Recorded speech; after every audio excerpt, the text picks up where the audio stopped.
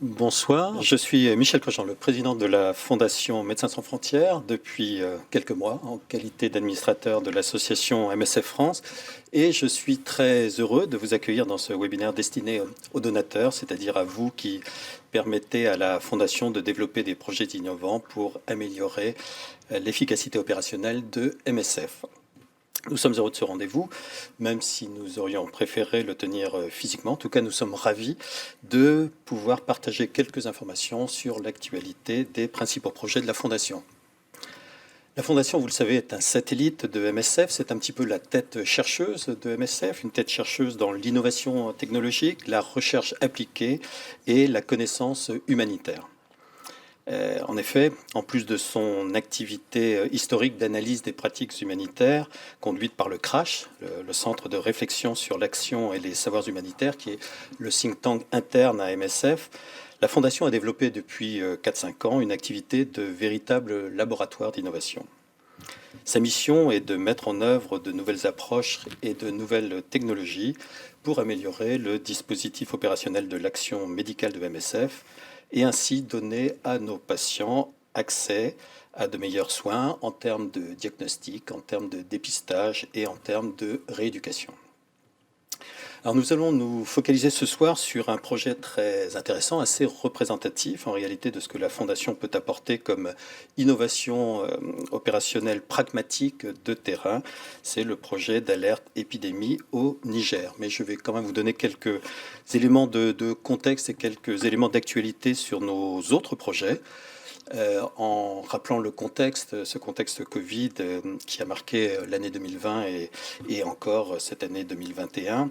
La Fondation, comme MSF, a dû réorienter une partie de ses activités, en particulier la Fondation, pour assister MSF, pour répondre aux besoins opérationnels de MSF.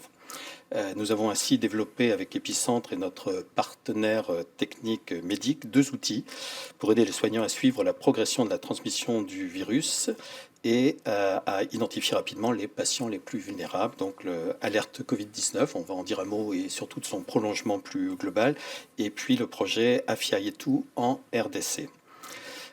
Les investissements de ces projets ont été très largement, quasi intégralement financés par la générosité de nos donateurs. Donc merci à vous, merci à eux.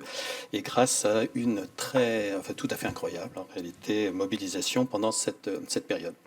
Donc trois axes principaux d'action pour les projets de la Fondation. Il y a d'abord le diagnostic, et pour ça, deux projets principaux. Le projet Antibiogo, vous en avez bien sûr entendu déjà parler, c'est cette application gratuite sur smartphone destinée à aider les techniciens de laboratoire travaillant en milieu à ressources limitées dans l'interprétation des tests appelés antibiogrammes qui mesurent la sensibilité d'une bactérie à différentes classes d'antibiotiques. L'application donc effectue l'analyse des photos des antibiogrammes, ce qui permet aux techniciens d'obtenir une indication sur la bactérie incriminée et aux cliniciens de choisir le traitement antibiotique qui sera le plus adapté pour chaque patient. C'est une véritable démarche de santé publique de lutte contre l'antibiorésistance. Nous avons publié en début 2021 au sein de la revue Nature Communication les très bons résultats de l'étude technique de l'application qui a eu lieu en 2019-2020, qui portait sur l'analyse automatique des photos prises par l'application. Et Antibiogo entre aujourd'hui dans la dernière phase d'évaluation clinique nécessaire à la viabilisation de l'application comme outil de diagnostic médical. Cette étape a commencé en octobre 2021 au sein des laboratoires MSF de Koutiala au Mali et d'Amman en Jordanie. Et elle sera lancée également en décembre 2021 dans un laboratoire de l'Institut Pasteur à Dakar. L'Institut Pasteur de Dakar. Sous réserve de bons résultats, le déploiement de l'application pour une utilisation clinique débutera alors dans les projets MSF. Afin d'anticiper son utilisation hors MSF, l'équipe, qui est aujourd'hui composée de 5 personnes, travaille également sur l'obtention du marquage CE de cette application qui lui permettra d'être reconnue en tant que logiciel de diagnostic médical in vitro. L'autre projet dans le domaine du diagnostic, c'est AI for CC, ce qui veut dire, ce qui fait référence à l'intelligence artificielle pour le dépistage du cancer du col. Et on est là sur des travaux de recherche et développement pour créer un outil d'aide au dépistage du cancer du col sur smartphone avec notre mission MSF au Malawi et de nombreux partenaires. On utilise ici tout le potentiel de l'intelligence artificielle pour détecter et caractériser les lésions cervicales suspectes et pour aboutir à une utilisation clinique des algorithmes de reconnaissance d'images. Le deuxième axe, c'est celui du dépistage dans le cadre d'épidémies, avec en premier lieu Alerte Covid-19, qui est cette application développée pour le ministère de la Santé au Niger et visant à centraliser et gérer les alertes sur des cas potentiels de Covid pour détecter rapidement d'éventuels clusters et pour une prise en charge précoce des cas. Alerte Niger est une forme d'extension de cette plateforme digitale qui vise, elle, à lutter contre les épidémies de rougeole, de méningite et de choléra, et nous allons revenir en détail sur cette application. Diatropix, c'est ce partenariat de recherche et de développement avec la société Diatropix et l'Institut Pasteur de Dakar pour la production de tests de diagnostic rapide pour la rougeole et la méningite. Et puis Afia Yetu, c'est cette application SMS développée en République démocratique du Congo, permettant le suivi rapproché et régulier d'une cohorte de patients fragilisés par leur situation médicale ou sociale en période de Covid. Elle permet de garder le contact avec ces patients qui sont soignés particulièrement contre le VIH en RDC. Ces patients qui ont plus de difficultés dans le contexte de Covid à suivre régulièrement leur traitement. Donc il s'agit ici de traiter les conséquences indirectes du Covid. Et puis enfin un mot sur le vaccin contre la fièvre jaune. La Fondation a financé également bien sûr l'étude sur le vaccin fièvre jaune menée par Epicentre et dont les résultats sortiront en 2022. Et puis le troisième axe, c'est celui de la rééducation post-chirurgie. Et avec le programme 3D et son aspect de télé-expertise, ce programme 3D qui s'applique essentiellement aux brûlures et aux soins post-chirurgie orthopédique.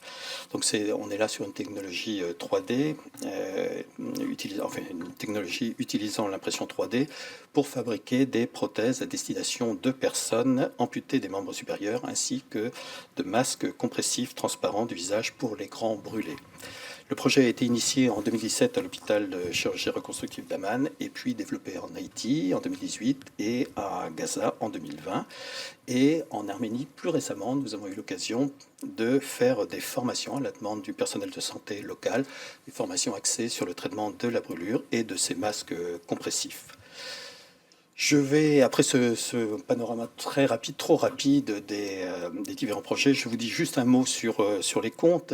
Les comptes ont été bien sûr adressés aux donateurs au mois de mai dernier et l'intégralité des comptes est disponible également sur le site internet, ainsi bien sûr que le rapport des commissaires aux comptes et le rapport financier. Je vous donne simplement trois indicateurs.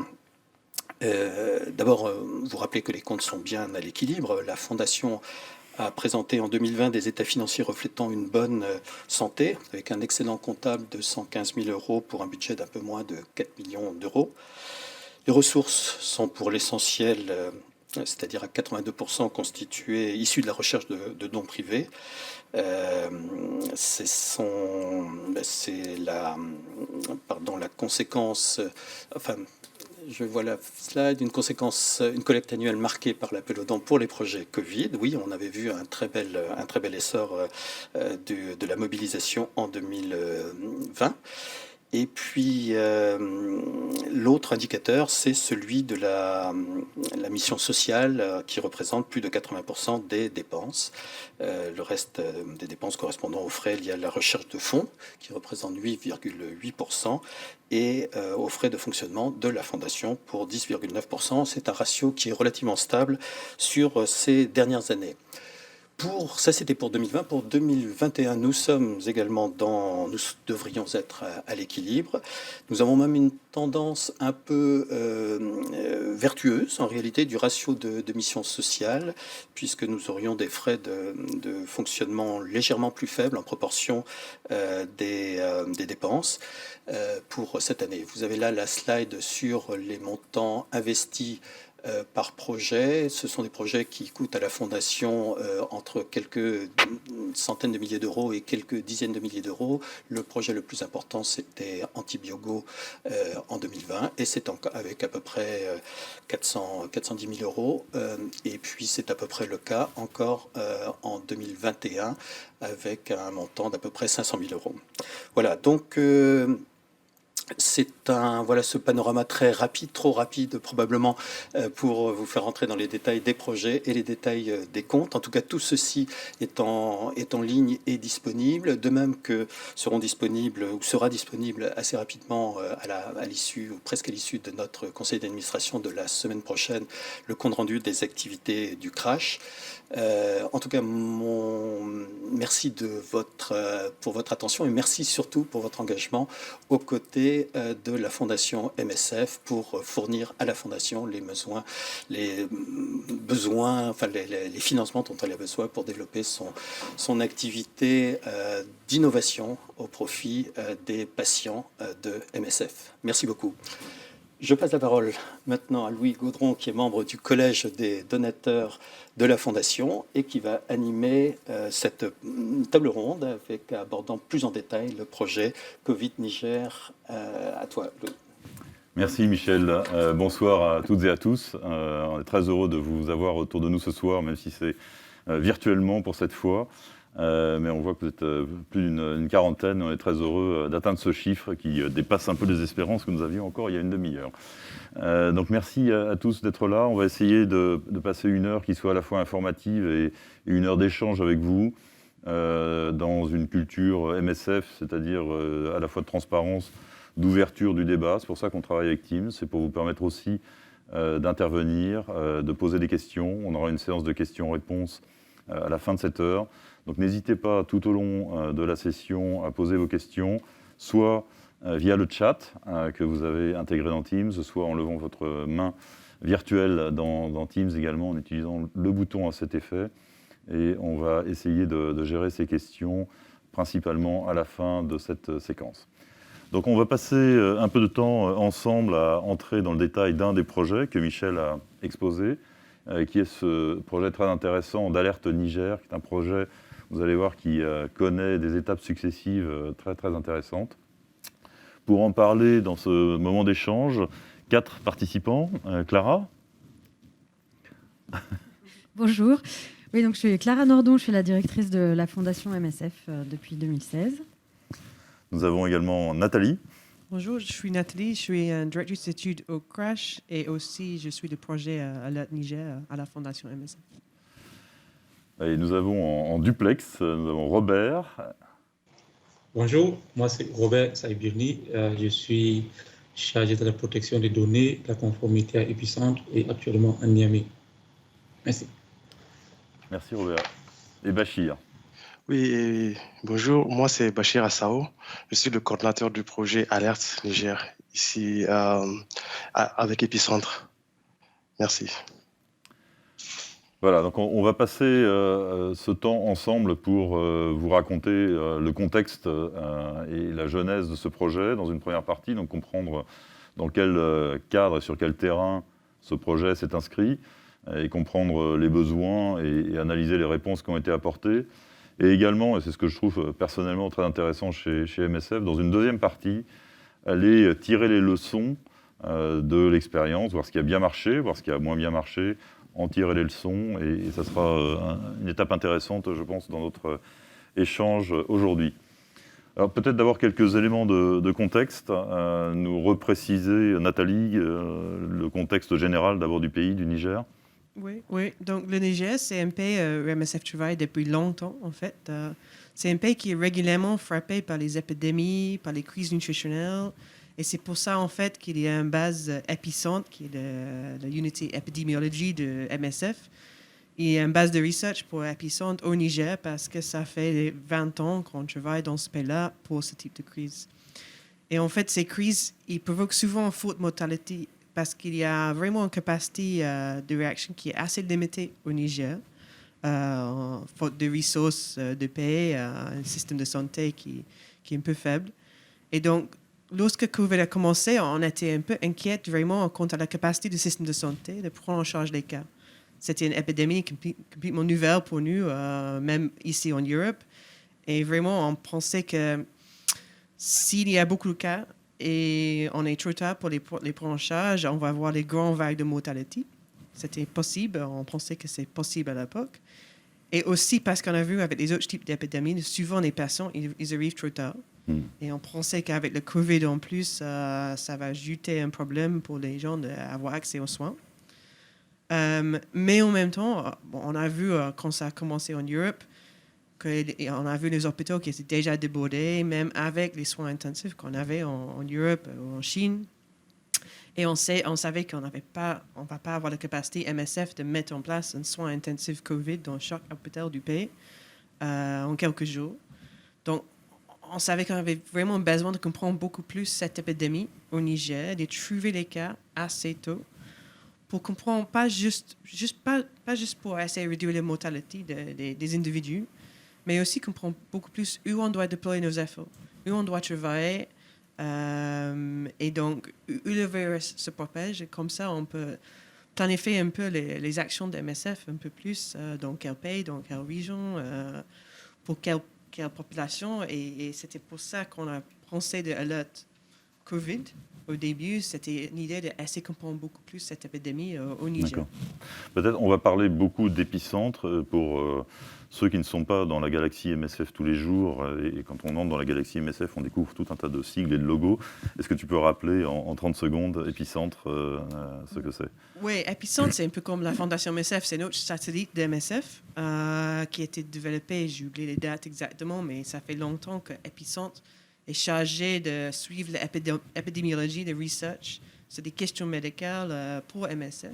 Donc, c'est un satellite, c'est une partie de MSF, mais qui s'est spécialisé vraiment dans l'épidémiologie de research. Tout à fait. Merci. Bachir, est-ce que tu peux peut-être nous en dire un peu plus sur le contexte en termes d'épidémiologie et également de système de surveillance des épidémies au Niger pour voir dans quel contexte est intervenue cette initiative de la Fondation? Ok, merci beaucoup, Jérémy.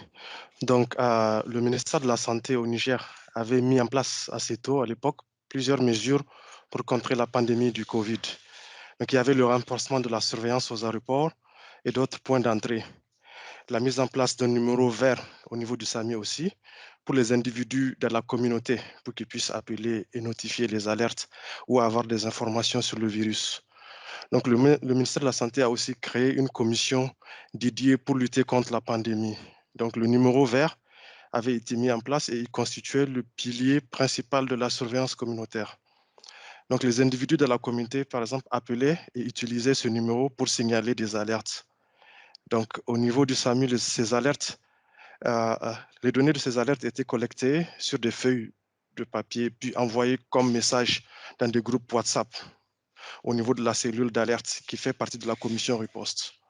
Donc, c'est maintenant à la cellule d'alerte et les données étaient saisies puis assignées aux agents de santé qui allaient dans les communautés pour investiguer et éventuellement prélever des cas suspects. Merci. Donc, un travail qui était essentiellement avec différents moyens de communication, beaucoup d'utilisation du papier, parfois des courriers qu'il fallait envoyer. Donc, évidemment, une certaine inefficacité et pas mal de retard dans le dispositif. Peut-être, Nathalie, nous dire comment la... Effectivement. Oui.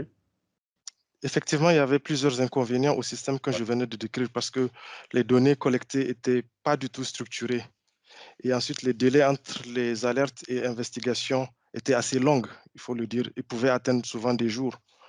Donc, le fait de passer aussi par les messages SMS entraînait des pertes de données.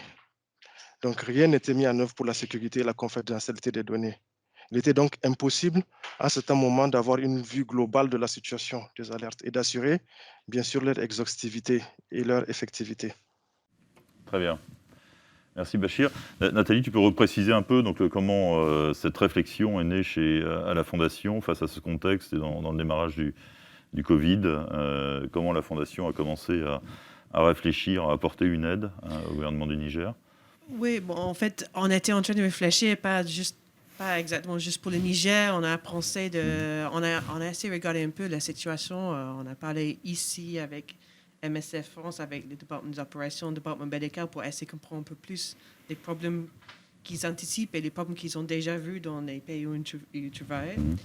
On a aussi eu cette opportunité de travailler avec des partenaires comme MEDIC, qui nous a mis à disposition assez vite de plateforme CHT. Et ils ont tu peux préciser MEDIC et CHT? Oui, donc MEDIC, c'est une entreprise non-profit technologique, et ils ont développé une plateforme qui s'appelle CHT, c'est le Community Health Toolkit. Et en fait, c'était une plateforme digitale qui a été développée il y a 10 ans, je pense, au début, avec l'idée d'accompagner le travail des community health workers, donc les agents de santé communautaire, qui travaillent dans les pays, surtout en Afrique, pour aider leur travail. Mais en fait, cette plateforme, c'est open source, c'est quelque chose qui peut être utilisé, adapté pour plusieurs autres possibilités. Mais c'était déjà développé pour être, comme on dit, low-tech. Donc, ça veut dire low bandwidth, assez léger, quelque chose qui est adapté pour être utilisé dans les pays où il n'y a pas vraiment une connexion Internet tout le temps et tout ça. Donc, on a eu cette opportunité de travailler avec MEDIC sur cette plateforme-là, utiliser cette plateforme, et ils ont dit, bon, mais qu'est-ce que vous voulez faire avec? Nous, on a commencé un processus de consultation avec nos collègues au département des opérations, au département médical, avec Epicentre, pour essayer de comprendre si on pensait que cette plateforme peut être utile pour eux et comment. Et de vraiment réfléchir, ce n'est pas juste les problèmes qu'on a aujourd'hui, mais les problèmes qu'on peut anticiper dans l'avenir avec cette pandémie. Il y avait beaucoup d'incertitudes, il y avait beaucoup d'inconnus, mais on voulait développer quelque chose qu'on pensait peut être vraiment utile pour tout le monde. Donc, ça a déclenché quelques semaines vraiment de discussions collectives entre nous. Presque chaque jour, on était tous ici à Paris en confinement. Donc, on était tous dans nos appartes, avec les appels qui ont commencé avec le Niger, au Sénégal, parce qu'il y a une équipe opérationnelle au Sénégal, avec notre équipe au Congo.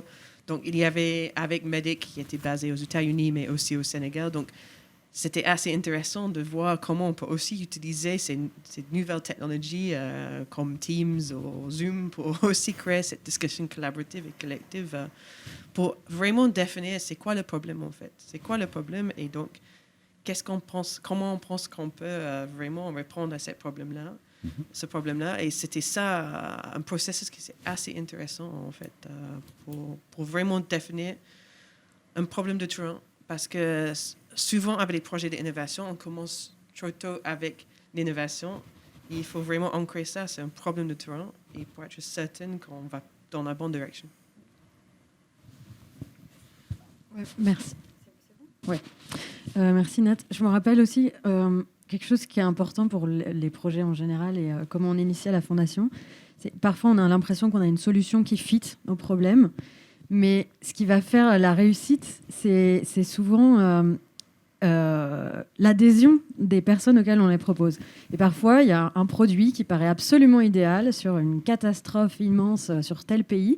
Mais s'il n'y a pas une vraie volonté, un engagement immédiat, on peut avoir la proposition idéale, elle va flotter, ou en tout cas, le projet ne va jamais se réaliser.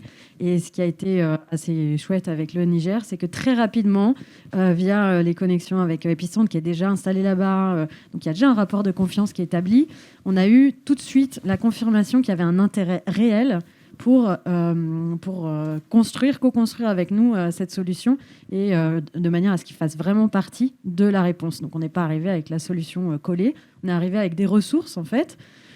C'était des contacts, parce que c'est vrai que pendant le Covid, on était tous au téléphone. C'était un espèce d'énorme magma d'informations complètement décentralisé, mais c'était très stimulant en même temps.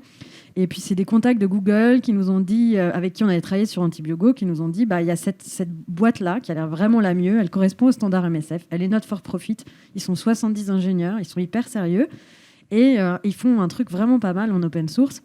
Et ça vaudrait le coup de les approcher. On les a approchés et ensuite on a commencé à discuter de cette opportunité, en fait, qui est vraiment un matériel assez brut, qui doit être customisé par problématique.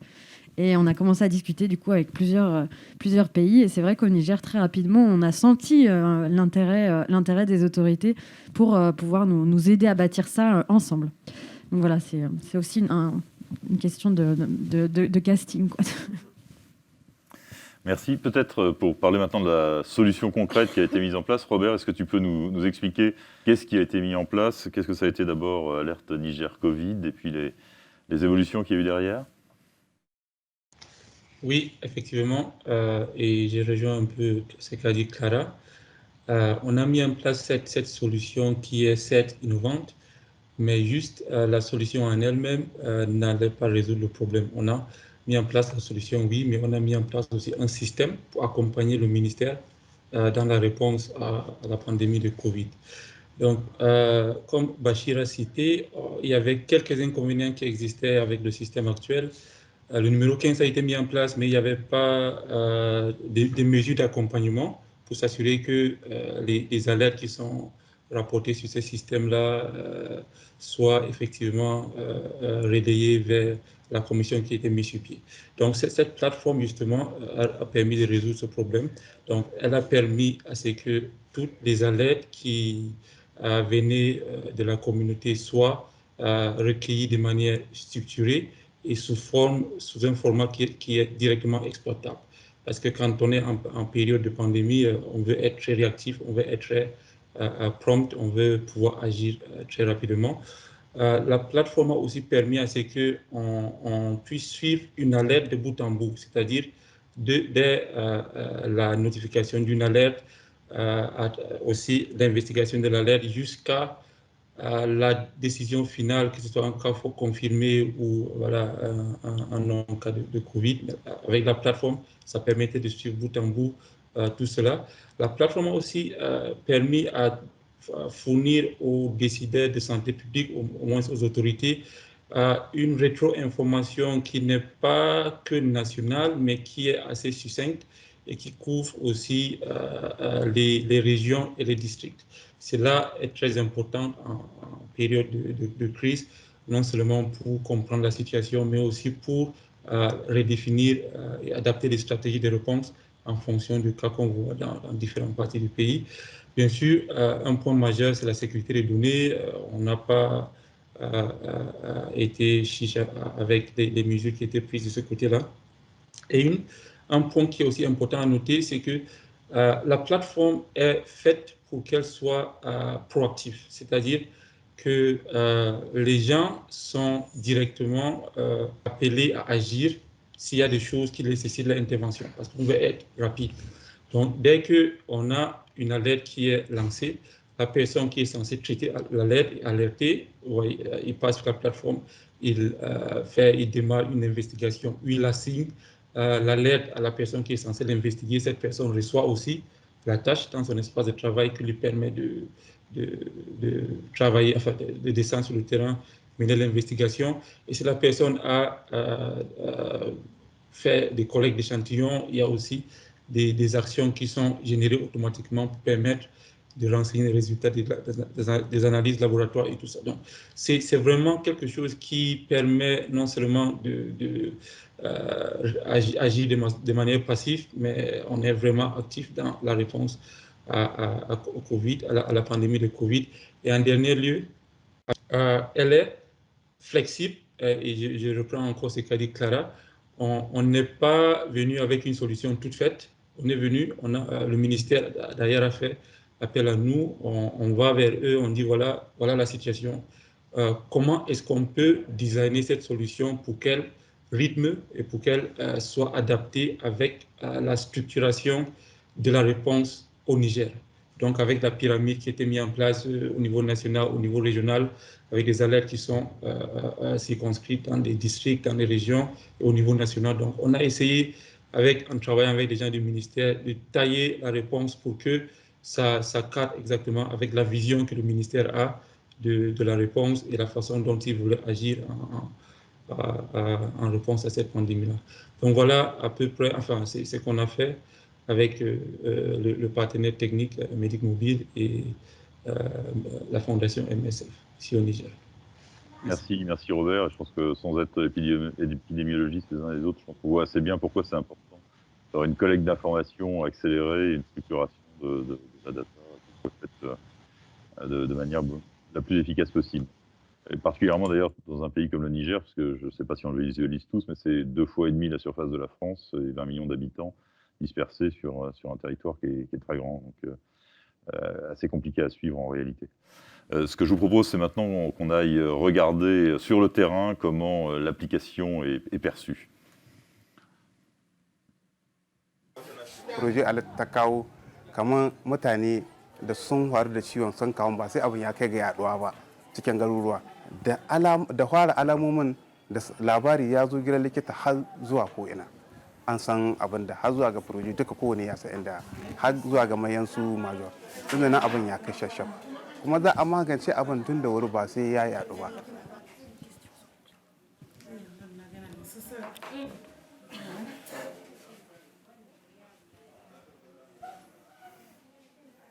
Au début de la pandémie de Covid-19, le ministère de la Santé au Niger avait fait appel à Epicentre pour un accompagnement dans la mise en place d'un système qui facilitera la surveillance de la maladie de la Covid-19 au Niger. Cette plateforme a eu pas mal de succès et du coup le ministère a fait appel à Epicentre parce que bien que Covid soit une priorité depuis 2 ans, il y a d'autres priorités de santé publique qui demeurent toujours au Niger. Nous sommes du coup dans une optique de mise en place, d'extension de cette plateforme pour couvrir d'autres maladies à potentiel épidémique. So in Niamey, we're using Alert COVID. We use that in the call center in Niamey, the SAMU call center, and I went to visit there, talk with the team, understand how they were using this, why they felt this would be useful for them, and hear their feedback. And you know, they're super happy with the project. They're super happy with the product that we've developed. They find it very useful, and it was actually from them that the idea came to also use it for other epidemics. And they were the ones mentioning that, you know, during the pandemic, there's been less vaccination.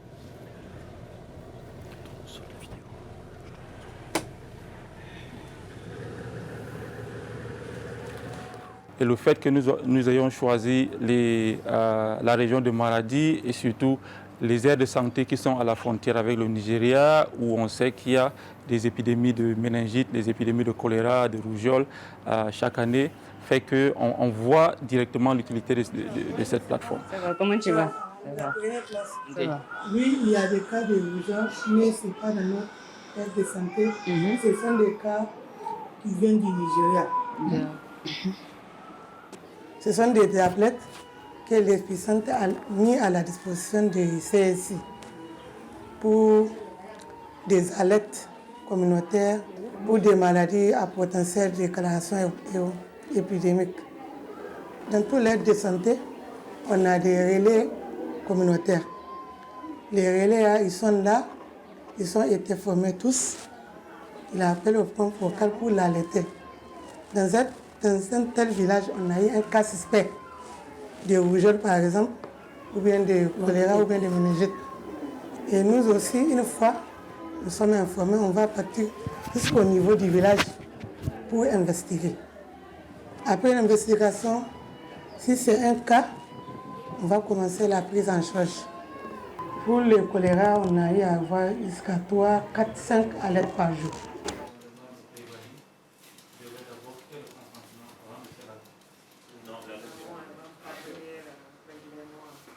Nous avons des relais un peu partout dans le village, donc c'est eux qui nous communiquent les alertes. Avant c'était par courrier, donc ça prenait du temps et puis les papiers se perdent. Maintenant on a trouvé une autre astuce avec la nouvelle plateforme qui est mise en place.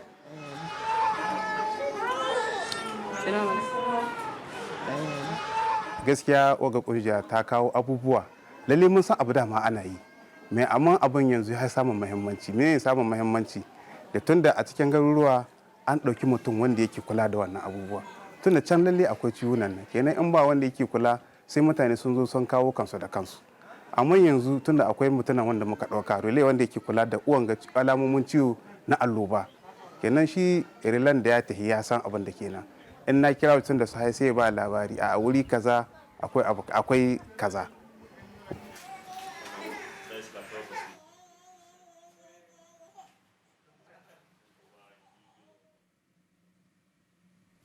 Alors, ce qui est assez frappant, pour reprendre tes propos, Clara, tout à l'heure, c'est l'importance de l'implantation locale sur le terrain, qu'on vient de très bien voir ici, qui est absolument essentielle au succès de ces projets, puisqu'il a fallu non seulement la créer, l'adapter, cette application, mais la diffuser partout et le plus vite possible.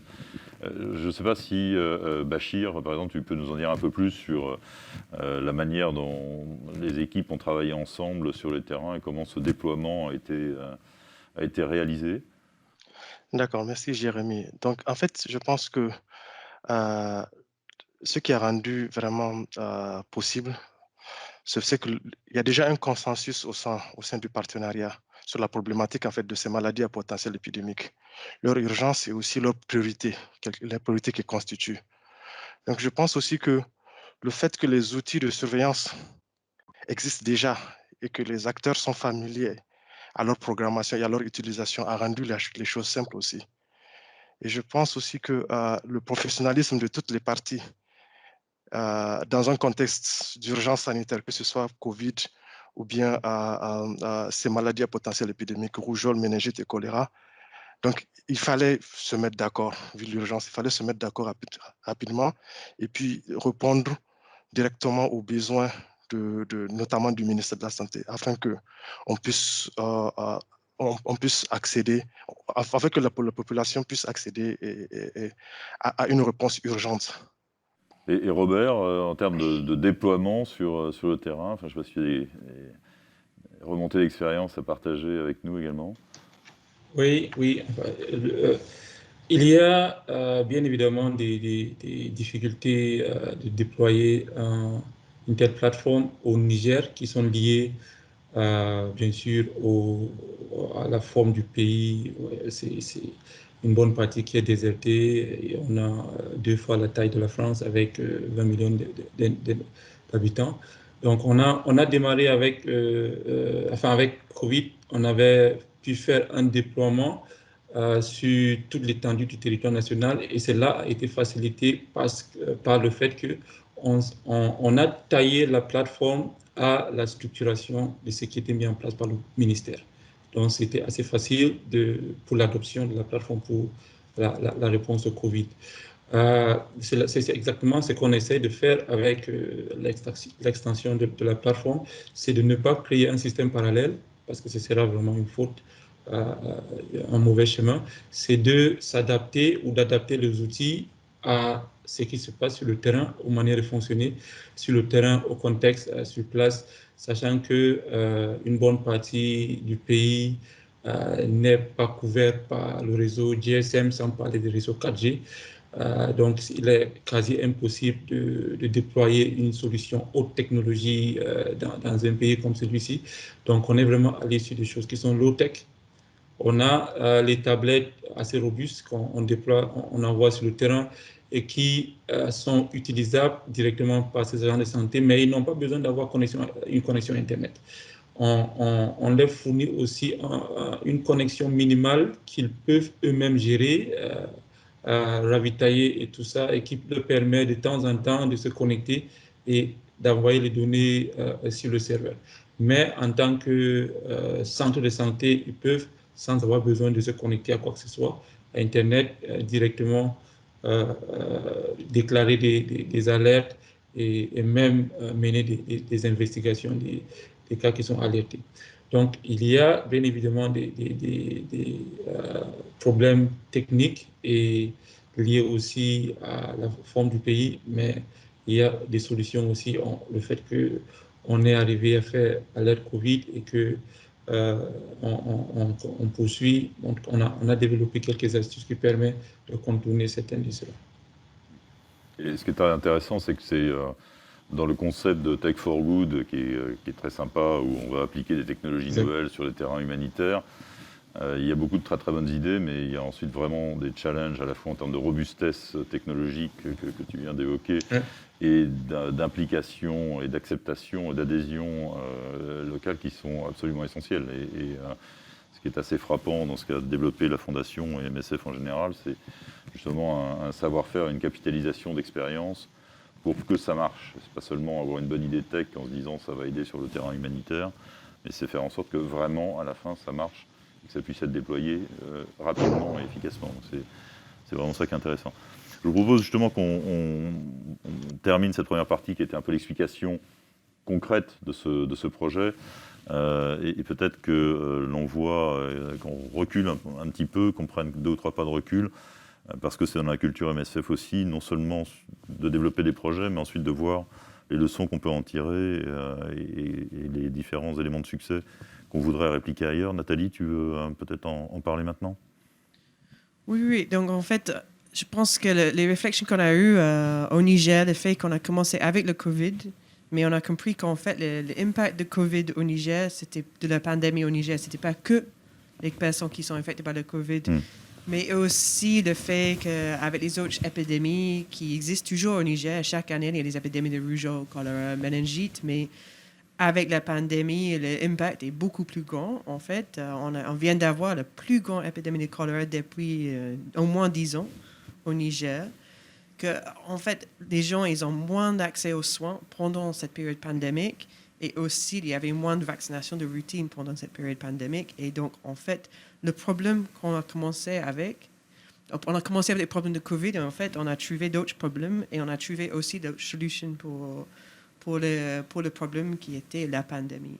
Et je pense que ça a déclenché déjà nos réflexions sur l'idée qu'il faut bien documenter ce qu'on a fait et pourquoi on a fait, mais continuer ce processus de réflexion sur pourquoi on est là, qu'est-ce qu'on veut développer, est-ce que ça marche bien, si ça ne marche pas, qu'est-ce qu'on doit changer, et puis comment on peut utiliser toutes ces connaissances-là, et aussi, même, pas juste la technologie, mais les connaissances qu'on a développées dans d'autres pays et d'autres problèmes. Parce que, oui, ce n'est pas qu'au Niger qu'il y a un problème avec les épidémies, et ce n'est pas qu'au Niger qu'on trouve que les solutions qui existent aujourd'hui pour les pays riches, ça ne s'applique pas pour les pays pauvres, en fait. Les prochaines étapes qu'on envisage d'avoir au-delà du Niger, donc on a vu qu'au Niger, on est passé d'une application Covid à une application de suivi des épidémies au sens plus général. Au-delà du Niger, ça peut être quoi ? Je pense que déjà, on a eu ces réflexions que, par exemple, le pays de RDC, le Congo, il y a MSF a répondu plusieurs fois aux épidémies d'Ebola. Et un des grands problèmes qu'on a vu avec Ebola, c'est vraiment, si on est en retard, par même quelques semaines, on va avoir beaucoup de morts.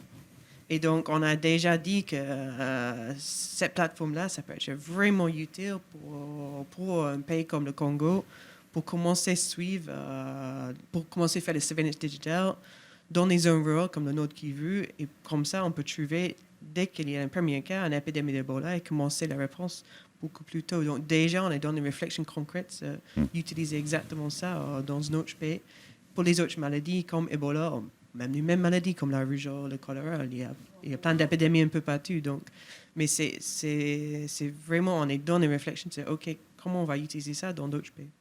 Tu voulais compléter, Clara? Oui, je voulais juste rappeler que de passer de la plateforme Alerte Covid à Alerte rougeole, choléra, méningite, c'était pas notre idée. C'est vraiment le ministère qui a dit, en fait, sur ce même système, sur cette même pyramide, notre même système un peu défectueux de remonter des informations, on a d'autres pandémies qui nous arrivent chaque année et qui sont bien plus mortelles. Et c'est eux qui nous ont dit, voilà, pourquoi ne pas inclure ça. Donc évidemment, on peut ajouter à ce portefeuille, maintenant que la structuration technique est finalisée, on peut ajouter à ce portefeuille des alertes d'autres maladies à potentiel épidémique. Ensuite, c'est juste apporter peut-être pas de la nuance, mais se dire que ça a bien fonctionné au Niger. Et dans notre idée, on trouverait ça absolument génial de le faire pour Ebola en RDC. Donc on va travailler là-dessus. mais ce n'est pas un copier-coller de technologie. Comme vous l'avez vu, la participation du ministère de la Santé, l'orchestration de leur propre remontée d'informations préexistantes à notre arrivée a fait qu'on a pu apporter la digitalisation de ce système. Mais on s'est reposé sur quelque chose. Si on arrive et qu'on a l'intention de tout transformer, c'est beaucoup plus complexe. Il y a des réticences. Donc ça, c'est le premier point. L'adhésion du système existant et des autorités, pour nous, est essentielle quand on parle d'un système d'alerte. Le deuxième point, c'est aussi le point technologique qu'à MSF, on n'a jamais vraiment trop abordé. Et même nous, on commence à gratter la surface. C'est qu'avec tous ces digital health tools, tous ces outils de santé digitale, en fait, on est obligé de travailler main dans la main, dans une certaine mesure, avec des opérateurs téléphoniques. Nous, on ne les connaît pas très bien, en fait, ces opérateurs téléphoniques. Et ils ont leurs règles, ils ont leurs politiques, ils ont leurs trucs un peu cachés. Bon, bref, c'est des énormes partenaires industriels sur lesquels on a finalement peu de mains et peu de connaissances à très haut niveau. Donc, je pense que c'est une prochaine phase, en tout cas pour la Fondation, c'est d'essayer d'approcher ces partenaires peut-être à un niveau un peu plus régional, global, soit depuis leur siège européen quand il s'agit d'Orange, soit depuis leur siège africain quand il s'agit de compagnies téléphoniques africaines. Mais ça me paraît être un pan de développement nécessaire si on veut envisager de développer la santé digitale, parce que, in fine, ces alertes et ces messages, ils passent via le réseau. Donc, des choses qui nous paraissaient assez évidentes peuvent se révéler assez complexes quand on met 10 ou 11 mois à obtenir un numéro vert en RDC pour des raisons qui nous échappent encore. Donc, c'est là-dessus que je dis qu'il y a, 1, l'adhésion des pouvoirs publics, et 2, une bonne compréhension de l'architecture des techniques de communication et des partenaires télécoms sur place.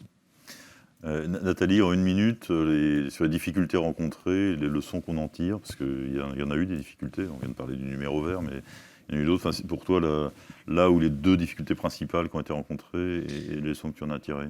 Je pense que, oui, il y a quelques problèmes techniques qui n'étaient pas trop difficiles au Niger, mais plutôt avec l'autre projet qu'on a en RDC. Mais aussi, une des difficultés, c'était d'expliquer à tout le monde, en fait, que on est en train de développer un produit qui n'existe pas. Donc, oui, il y avait une plateforme digitale de CHT, de Medic, mais c'est qu'une plateforme qu'on peut reprogrammer, on doit reprogrammer. Et je pense que c'était assez difficile dans certains moments, au Niger, je pense, avec les autorités, mais aussi ici, au sein de MSF, pour expliquer que ce n'est pas quelque chose qu'on peut prendre off the shelf pour juste déployer comme ça. Qu'il faut construire ce produit ensemble, et aussi l'utilisation de ce produit. Donc, on parle de use case. On commençait à zéro, en fait. On avait juste une opportunité, une technologie qu'on pensait peut être utile pour nous. Et ce n'est pas juste une question de développer ces produits, c'est aussi amener toutes ces personnes-là avec nous pour dire, OK, on va arriver là, et que ça ne va pas être une solution aujourd'hui. Ça va nous prendre du temps. Il faut continuer à travailler sur ce truc. On ne va pas avoir les résultats instantanément, et comme ça, je pense qu'il y a des moments qu'on a perdu un peu la confiance de nos interlocuteurs ici à MSF, et aussi au Niger de temps en temps. Je me souviens, on parlait avec Robert qui a dit, bon, il cherche quelque chose aujourd'hui, et nous, on dit qu'on va arriver avec quelque chose peut-être dans quelques semaines, mais peut-être ça ne va pas marcher. Et je pense que même, moi, je suis allée visiter à Maradi, et là, ils voient les résultats aujourd'hui, mais ce n'était pas si évident au début qu'on va arriver là, en fait. Oui, c'est ça. Donc, il faut expliquer qu'on croit vraiment dans ce projet-là, et il faut avoir les partenaires qui croient aussi dans ce projet. On arrive un peu à la fin de cette séquence. Avant de poser une dernière question à Clara, peut-être juste vous rappeler à tous les participants que vous pouvez poser des questions, donc n'hésitez pas. On va essayer d'y répondre dans quelques minutes. Donc n'hésitez pas à poser vos questions, soit via le chat, soit en levant la main, et on va répondre à tout ça tout à l'heure. Clara, une dernière question pour toi. Pourquoi avoir choisi ce projet-là, comme dans la présentation d'aujourd'hui ? Pourquoi ce projet ? Oui, c'est vrai que là, on est dans le cadre des rencontres de la Fondation. Donc, une fois par an, on essaie de vous rendre des comptes à vous, les donateurs, et d'essayer de présenter des projets ou des aspects de manière la plus transparente possible. Et on a fait les 2 premières sur des sujets assez sexy, high-tech. Donc, la première rencontre, c'était autour de la 3D, c'était en présentiel, c'était la bonne époque. Et on avait des imprimantes, des scanners, etc. L'année dernière, on avait une table ronde avec des externes, Aurélie Jean, docteur en sciences, et David Gruson, éthicien, autour de tout ce que l'IA peut apporter dans le développement de nouveaux outils diagnostiques. Et je trouvais très intéressant de montrer que à la Fondation, on croit à l'innovation, et l'innovation, elle n'arrive pas forcément par la high-tech. Donc là, on est sur un sujet, comme Robert et Bachir l'ont dit, on est sur de la low-tech, et pourtant, on voit que c'est quand même un potentiel transformatif assez énorme.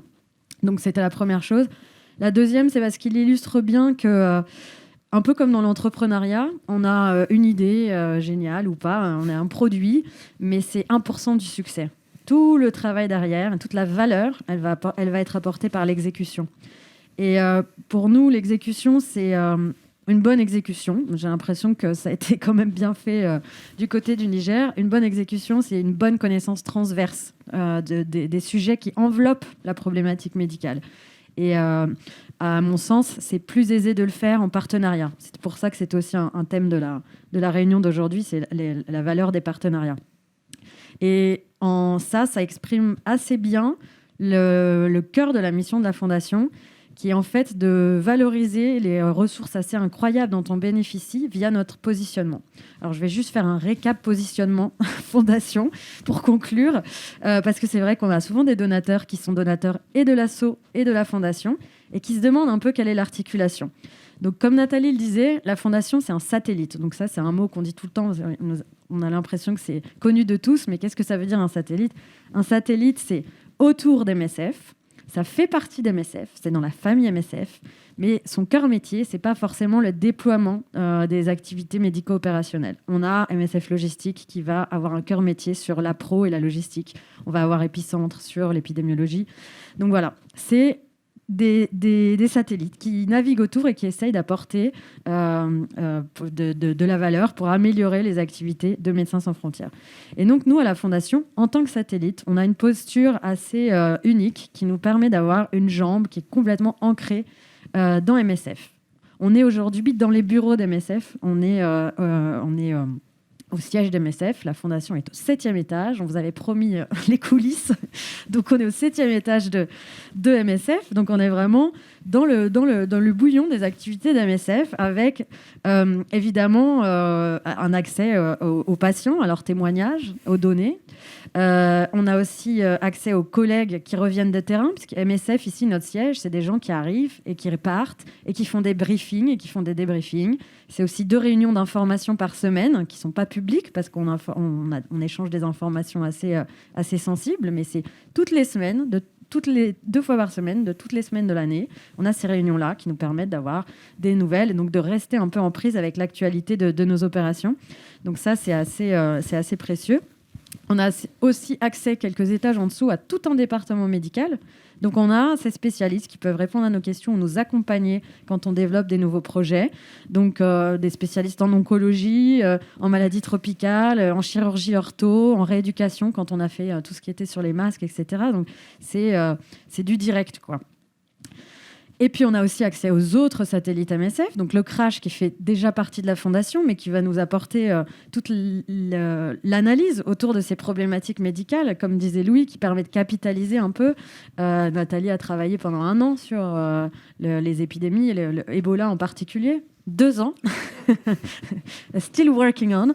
Et donc c'est aussi une grande valeur, l'apport des sciences sociales, donc via le CRASH. On a Épicentre, comme je le disais, qui nous aide aussi quand on crée quelque chose de nouveau. On écrit des protocoles de recherche, on travaille avec Épicentre. Quand on évalue l'impact et on fait des études cliniques, on travaille avec Épicentre.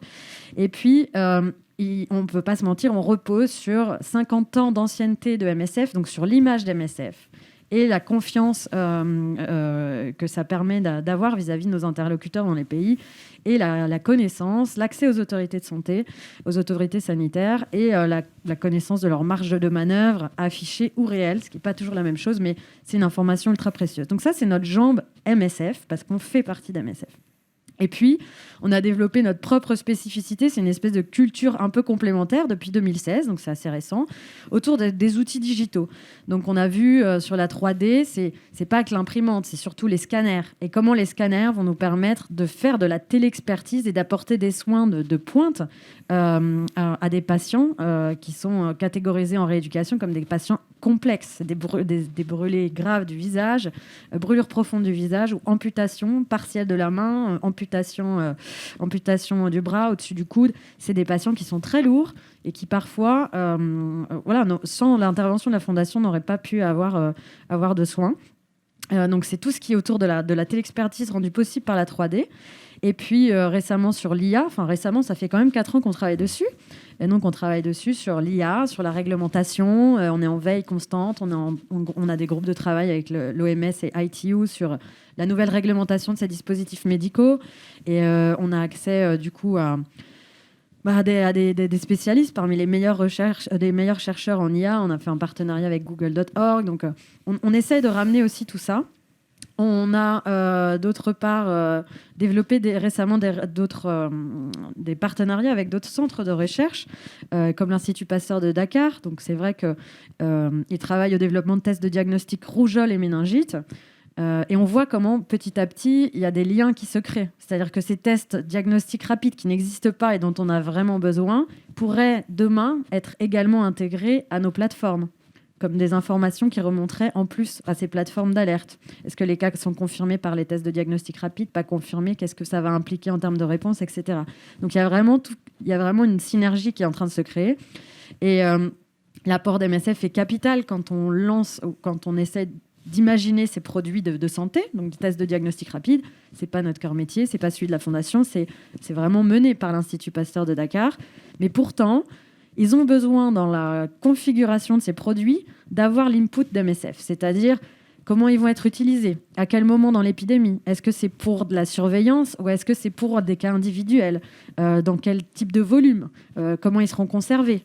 Et toutes ces informations-là, c'est des informations archi-terrain, et c'est des informations que seul MSF est capable de donner.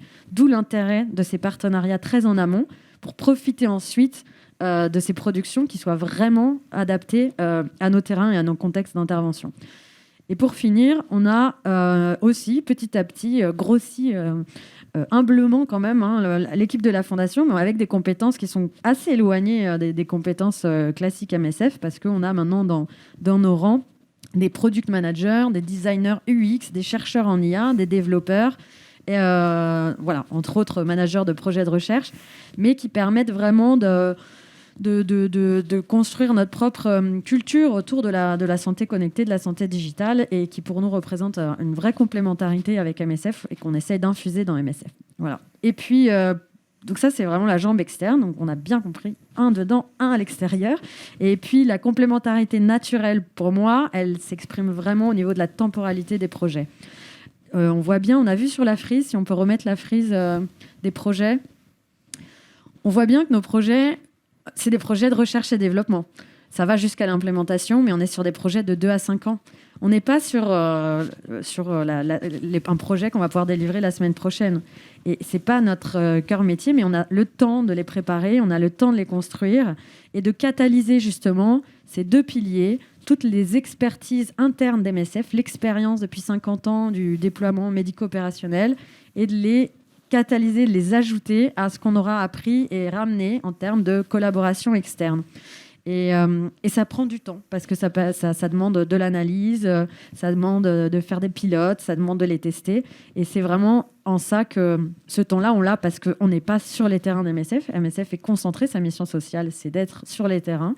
Et nous, on est là pour les accompagner, pour préparer la médecine de demain. Mais justement parce qu'on a ce temps-là, qu'on a leur expertise, leur remontée d'informations, et qu'ensuite, on va essayer de créer des outils ou des approches qui vont permettre d'être plus efficaces. Donc, on incube. On démontre, on voit bien sur la frise, on incube, on démontre la pertinence des projets et ensuite on les délivre à l'ASSO ou à d'autres acteurs de santé comme Alert Niger. C'est vraiment le ministère de la Santé qui va s'en emparer. Et derrière, ça va nous relibérer de la capacité pour aller retester et redévelopper autre chose.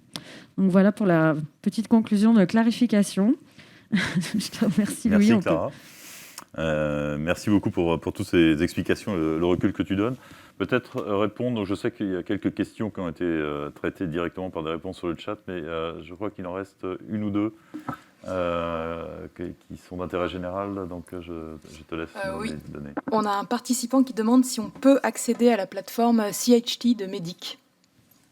En fait, donc c'est une plateforme open source. Medic, ils ont développé cette plateforme-là avec l'idée que n'importe quelle boîte de programmeur peut prendre ça et reprogrammer ça pour être adapté pour plusieurs différents besoins, en fait. Donc, normalement, oui, il y a une possibilité d'avoir la plateforme gratuitement et de reprogrammer ça. Mais en fait, une des difficultés qu'on a eues avec ce projet Alert Niger, mais aussi un autre projet qu'on a en ADC, c'est pour le moment, la plateforme n'est pas si facile que ça, reprogrammer. Je pense que Robert, c'est lui qui peut expliquer un peu plus, mais en fait, il y a besoin d'une certaine expertise pour reprogrammer la plateforme. Même si c'est open source, c'est gratuit. Pour adapter ça à nos besoins, ce n'était pas si facile que ça. Et à la fin, on a dû travailler avec Medic. Et on a dû expliquer le design qu'on cherchait. Et c'est Medic qui a reprogrammé la plateforme pour nous. Donc, on n'a pas la capacité aujourd'hui de mettre nos mains sur la plateforme pour adapter ça pour nous. Mais on sait qu'en discussion avec Medic, un des projets de Medic, c'est aussi de retravailler la plateforme là pour avoir quelque chose qui est plus adapté pour les petites startups qui existent en Afrique aujourd'hui, qu'on peut trouver une boîte de programmeurs au Niger, au Sénégal, au Congo, et customiser la plateforme pour nos besoins, sans avoir besoin chaque fois de passer via Medic, mais plutôt une communauté de programmeurs qui peut utiliser la plateforme et adapter ça pour leurs besoins. Mais aujourd'hui, on n'est pas encore là, mais c'est un projet de Medic et c'est un projet qu'on soutient avec nos idées, expliquer un peu les difficultés qu'on a eues avec la plateforme et comme ça, ils vont changer la plateforme. Pour nous, après, juste pour la protection des données, quand la plateforme a été adaptée pour nous, ça peut être téléchargé. C'est une application qui peut être téléchargée de Play Store, Android. Mais on a mis en place le user profile, le mot de passe. Donc, même si quelqu'un télécharge la plateforme, ils ne vont pas avoir accès aux données. Donc, juste pour rassurer tout le monde qu'il n'y a pas une possibilité de télécharger l'application aujourd'hui et voir la liste des personnes qui ont le COVID au Niger. Ça, ce n'est pas possible. Mais la plateforme est open source. Très bien, merci beaucoup pour cette réponse, merci pour ces questions. Je crois que les autres questions ont été traitées en direct. Donc ça va être le moment un peu de conclusion. Peut-être un moment où je peux, en une minute ou deux, aussi vous témoigner de ce que c'est qu'être un de vos représentants, puisque moi je suis entré au conseil d'administration en tant qu'un des représentants des donateurs. Pour vous dire que c'est assez excitant en fait. C'est assez excitant parce que la Fondation, c'est, je dirais comme toute la galaxie MSF, c'est d'abord un endroit d'efficacité, de rigueur de gestion. Je pense que quand on voit les résultats de ce soir et quand on voit le résultat des autres projets qui ont été développés, l'efficacité elle est évidente.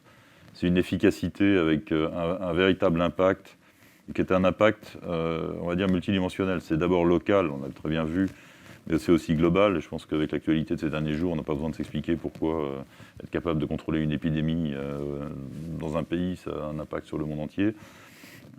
Et ça va au-delà de ça, puisque avoir des systèmes de santé qui soient solides et qui tiennent la route dans des régions, c'est un prérequis pour le développement de cette région et pour la stabilité de la région.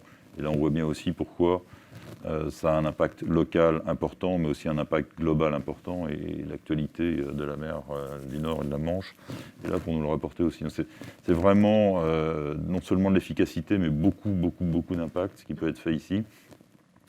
Et je veux dire que j'y trouve deux plaisirs supplémentaires. Le premier, c'est un un challenge intellectuel, c'est-à-dire que tout ce qu'on discute, c'est intéressant, c'est nouveau, c'est créatif, c'est sans doute de la tech, mais c'est de la tech qu'il faut adapter de manière assez smart et très agile à des contraintes qui sont un peu atypiques et les faire vraiment adopter sur le terrain. Et ça, c'est des challenges qui sont vachement intéressants. Et le dernier plaisir que je peux avoir dans ces fonctions, c'est celle de voir fonctionner une gouvernance qui est à la fois transparente et où on se dit les choses. C'est-à-dire que les conseils d'administration de la Fondation, c'est tout, sauf des chambres d'enregistrement où on écoute benoîtement le rapport du président et de la directrice générale. C'est des lieux de débat, c'est des endroits où on donne des idées, où on challenge, où on secoue un peu l'arbre pour voir, et surtout on essaie d'apporter des idées. Et comme nos élections au conseil d'administration arrivent, vous me voyez venir, j'allais vous dire engagez-vous les uns les autres. D'abord, il y a un collège des donateurs, et donc chaque donateur peut voter, et on vous invite, et je vous invite vraiment à participer au vote. C'est un vote électronique. Vous voyez les informations qui s'affichent à l'écran sur les modalités. Mais non seulement pouvez-vous participer en votant, mais n'hésitez pas à candidater aussi. Les candidatures sont ouvertes. C'est un système réellement démocratique. Vous devrez expliquer pourquoi vous voulez candidater et faire votre profession de foi, on va dire. Mais c'est un système ouvert, c'est une gouvernance qui fonctionne bien, c'est une gouvernance qui est là pour challenger le fonctionnement. Et je vous assure que c'est une belle expérience. Donc votez, candidatez, et on compte sur beaucoup de votes de votre part le 7 mars, et on l'espère, beaucoup de candidatures pour le 7 février. Et voilà, j'en ai fini pour ma part. Peut-être Michel, tu veux dire quelques mots de conclusion ? Oui, merci Louis. Un mot de conclusion pour remercier d'abord les participants de ce panel pour cet échange très intéressant, très excitant, très complet, très concret. Donc tout a été abordé, j'espère, sur cet aspect-là. Merci à vous trois à Paris. Merci à vous deux à distance pour vos informations de terrain. Je voudrais aussi remercier bien sûr tous ceux qui étaient avec nous en ligne, tous ces donateurs donc, qui nous donnent les moyens de faire ce qui a été décrit aujourd'hui. Merci pour avoir été là et merci pour votre action de soutien à cette fondation. Clara a bien exposé les choses, oui aussi, Nathalie également. C'est un outil opérationnel qui est dans MSF, qui n'est pas tout à fait dans le quotidien d'MSF, mais qui est en avance de phase, qui cherche à innover, qui cherche à rendre meilleures les pratiques médicales. C'est pour nos patients, c'est pour faire face à ces besoins illimités, si je puis dire. Et voilà, cette fondation, c'est un point de rencontre entre cette énergie qui a été présentée ici, cette innovation, ces idées, et puis le financement qui vient de vous. J'ai rappelé tout à l'heure quelques ratios. Le financement vient pour l'essentiel des donateurs. C'est un argent qui est bien employé. Louis le disait, cette gouvernance, elle est très, très efficace, très opérationnelle, en tout cas très rigoureuse, je l'espère. Et donc, merci à tous. Merci à vous à distance. Merci à vous là-bas. Et à une prochaine fois pour un rendez-vous donateur qu'on espère faire la prochaine fois en physique. Bonne soirée à tous.